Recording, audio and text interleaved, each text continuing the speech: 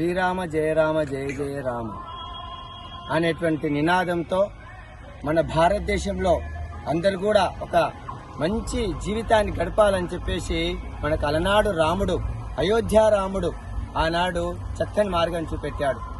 ఆ మార్గం చూపిన మార్గమే చాలా చక్కని భారతదేశం ఇది.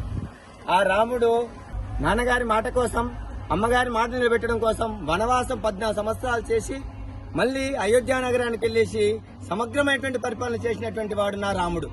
అలాంటి రాముడు ఒక చిన్న వ్యక్తి మాట మాట్లాడినందుకు అనేక మంది ప్రజల కోసం అని చెప్పేసి సీతమ్మను భార్య అని కూడా చూడకుండా అడవికి పంపిండంటే తన ప్రజలందరూ కూడా తన గడ్న బిడ్డలే కాబట్టి తన కుటుంబం కంటే కూడా ప్రజలే మిన్న అన్నటువంటి గొప్ప రాముడు నా రాముడు. అలనాడు ఈ యొక్క కలియుగంలో 1992లో మనకు అయోధ్య కోసం అని చెప్పేసి రథయాత్ర చేసి ప్రారంభించినటువంటి అప్పటి నుంచి ఇప్పటి వరకు అంటే ఏ కార్యక్రమం చేసినా కూడా హైందవ సంస్కృతి ప్రకారం 40 రోజులు, 40 నెలలు, 40 సంవత్సరాలు అంటాం. ఆ 40 సంవత్సరాలు దాటి 41వ సంవత్సరం పూర్తయినటువంటి సందర్భంలో అంటే 2023 సంవత్సరంలో మనకు అయోధ్య పునర్నిర్మాణం జరిగింది.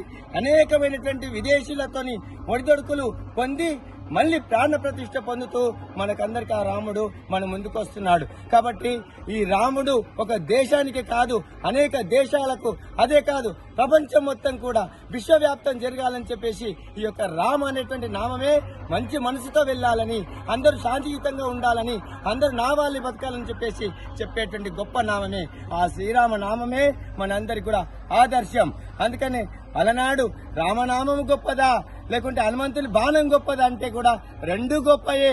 రాముడి నామం కావాలి, అవసరమైనప్పుడు ఈ యొక్క దేశానికి నష్టం వచ్చినప్పుడు రామ బాణం కూడా అవసరమే.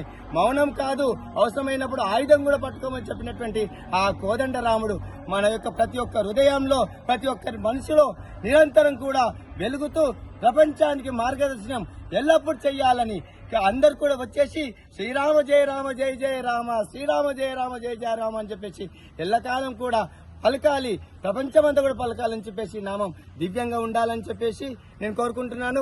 ప్రపంచమంతా కూడా కోరుకోవాలి.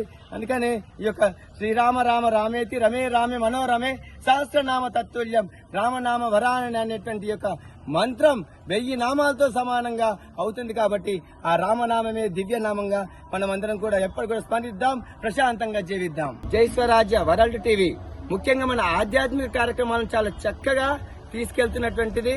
పైగా మన అన్ని చోట్ల కూడా వ్యాప్తి చేయాలని నిరంతరం కూడా కృషి చేస్తున్నటువంటి ఈ యొక్క జై స్వరాజ్య వరల్డ్ టీవీకి నిజంగా ప్రత్యేకమైన ధన్యవాదాలు తెలపాలి. ప్రతి ఒక్క వ్యక్తికి ఈ ఆధ్యాత్మిక విషయాలను, శోభయాత్ర విషయాలు కావచ్చు, ఈ యొక్క రామనామ స్మరాన్ని కావచ్చు, ఇంకేమంటే ఇక ప్రాణ ప్రతిష్ఠ విషయాల గురించి కానీ చాలా చక్కగా చాలా పద్ధతిగా తీసుకెళ్తున్నందుకు వీళ్లకు ప్రత్యేకమైనటువంటి ధన్యవాదాలు మనందరి తరపున, ఈ ప్రజల తరపున, ఈ రామభక్తుల తరపున, ఈ రామదండు తరపున నేను ప్రత్యేకంగా ధన్యవాదాలు తెలుపుతున్నాను.